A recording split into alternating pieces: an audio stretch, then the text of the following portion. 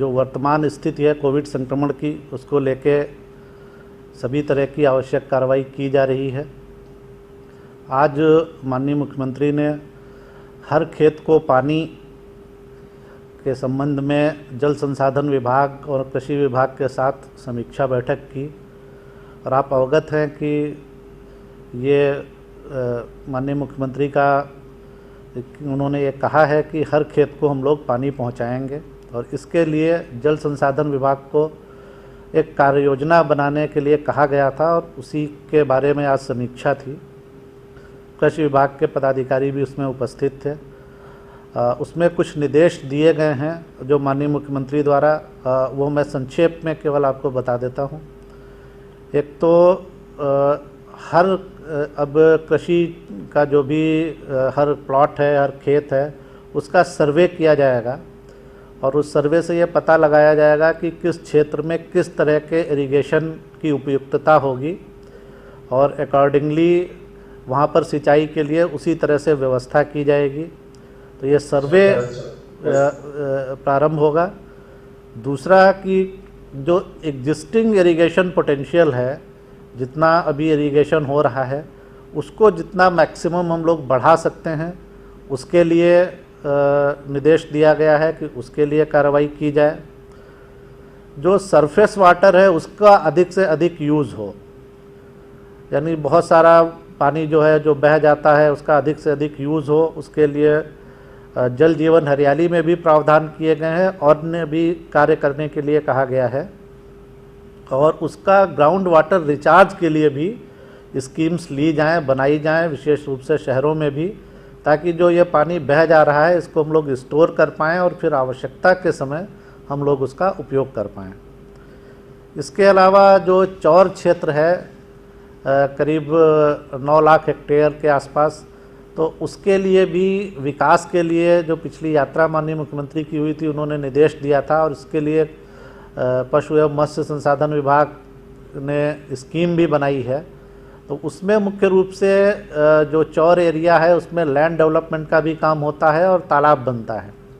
तो तालाब में मछली पालन, और फिर ऊपर सोलर एनर्जी वगैरह के लिए भी ऊपर बिजली नीचे मछली, इस कॉन्सेप्ट पे तालाब का डेवलप किया जा सकता है। और जो मिट्टी निकलती है उससे फिर बाकी एरिया को हम लोग समतल करके वहाँ पर कृषि कार्य भी कर सकते हैं, और इससे उस एरिया का अच्छा उपयोग हो पाएगा काफ़ी, और इससे आर्थिक स्थिति भी मजबूत होगी किसानों की। तो इसके लिए योजना कृषि विभाग ने बनाई है, इसको भी विस्तार करने के लिए कहा गया है। दूसरा कि जो बड़ी और मध्यम योजनाएं हैं उनका पोटेंशियल बढ़ाने के लिए, उनकी क्षमता बढ़ाने के लिए कहा गया है, और जो लघु सिंचाई की योजनाएं हैं, ट्यूबवेल वगैरह हैं, उनको भी देखते हुए, और जो ट्रेडिशनल हमारा सिंचाई का सिस्टम है आहार पईन वगैरह के माध्यम से, उसका भी अधिक से अधिक विकास करने के लिए कहा गया है। तो ये हर खेत का सर्वे होगा, और उसमें कैसे वहाँ पर सिंचाई की सुविधा उपलब्ध कराई जा सकती है, कहाँ पर नहीं है, इसके लिए प्रॉपर योजना बना के हर खेत को पानी दिया जाएगा। तो इस संबंध में आज विस्तार में चर्चा हुई है, और भी जो डिटेल है वो फिर हम लोग रिलीज़ के माध्यम से आपको सूचित कर देंगे। इसके अलावा एक जो बागमती एम्बैंकमेंट है, फेज़ 3B उसको कहते हैं, तो उसकी भी समीक्षा की गई, और विशेष रूप से कुशेश्वर स्थान जहाँ पर काफ़ी पानी का जल जमाव रहता है, तो वहाँ के लिए भी कहा गया है कि जल्दी से जल्दी उसकी समीक्षा कर वहाँ पर भी काम शीघ्रता से शुरू हो, ताकि वहाँ के भी लोगों को राहत मिल पाए। इस पर भी चर्चा की गई है। और एक जो नया प्रयोग किया गया है कि आयरन शीट पाइलिंग, जैसे नरवार में कमला बलान के तटबंध पे यूज़ किया जा रहा है, तो वो काफ़ी उपयोगी है और काफ़ी जिसको कहते हैं सस्टेनेबल भी है, उसमें बहुत ज़्यादा समय नहीं लगता है। तो उसका भी जहाँ जहाँ पर संभव हो आयरन शीट पाइलिंग का भी उपयोग किया जाए तटबंध वगैरह में, इसके लिए भी निर्देश दिया गया है। तो मुख्य रूप से ये कुछ बातें थीं, और 2 फिगर केवल और मैं आपको बताना चाहूँगा कि एक तो एम्प्लॉयमेंट जनरेशन में अभी तक लॉकडाउन के बाद से 4,78,000 से कुछ अधिक योजनाएं ली गई हैं, और इनमें 8,78,00,000 से अधिक मानव दिवसों का सृजन हो चुका है। और जो राशन कार्ड का जनरेशन हो रहा है, अभी तक 22,44,000 से अधिक राशन कार्ड जनरेट किए जा चुके हैं और वितरण में भी अब गति आ गई है और अभी तक 2,20,000 राशन कार्ड्स का वितरण भी किया जा चुका है। पिछले 24 घंटे में कोविड-19 संक्रमण से ठीक हुए व्यक्तियों की संख्या है 226 और अब तक कुल ठीक हुए व्यक्तियों की संख्या है 7,156।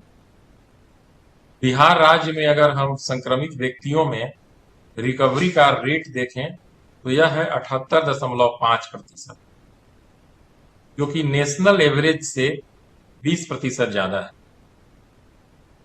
रिकवरी का नेशनल एवरेज जो है वो 58.5% है आज की तिथि। विगत 24 घंटे में कोविड-19 पॉजिटिव के 258 नए मामले सामने आए और एक्टिव केसेस जहां तक प्रश्न है 38 जिला मिला करके 1,897 पॉजिटिव केस आज की तिथि में बिहार राज्य में है। जहां तक जांच का प्रश्न है, हम लोगों ने कल 7,447 सैंपल्स की जांच की और अब तक जो कुल जांच हुआ है उसकी संख्या है 2,05,832। यदि आप देखेंगे जांच करने के उपरांत संक्रमण का जो दर परिलक्षित हो रहा है, अगर आज तक का औसत अगर आप देखें तो 2,05,832 सैंपल्स में हमें 9,117 मामले पॉजिटिव मिले, जो 4.42% होता है। लेकिन अगर कल की जांच की हम बात करें तो 7,447 सैंपल्स में 226 मामले आए हैं, जो 3.46%। तो आप कह सकते हैं कि औसत जहां हमारा संक्रमण दर ज्यादा है, वहीं हाल के दिनों में जो हम सैंपल्स की जांच कर रहे हैं उसमें संक्रमण का प्रतिशत औसत से फिलहाल कम आ रहा है। एक बिंदु यह है कि केसेस ज्यादा प्रतिवेदित हो रहे हैं, जैसे 300 प्लस केस आने पर है कि जब सबसे ज्यादा केस आए। इसको इस रूप में समझना होगा कि हम कितनी जांच कर रहे हैं। जैसे अगर आप देखेंगे तो बिहार राज्य में हम लोग 15 अप्रैल को 537 जांच किए थे, वहीं 30 अप्रैल को 1446 जांच किए थे। 15 मई को हमने बढ़ाकर 1695 जांच किया था। 31 मई को हम 2353 जांच किए थे। 15 जून को हम 3,557 जांच किए थे। वहीं 25 जून को हम 7,906 जांच किए और कल 27 जून को 7,447 जांच हुआ है।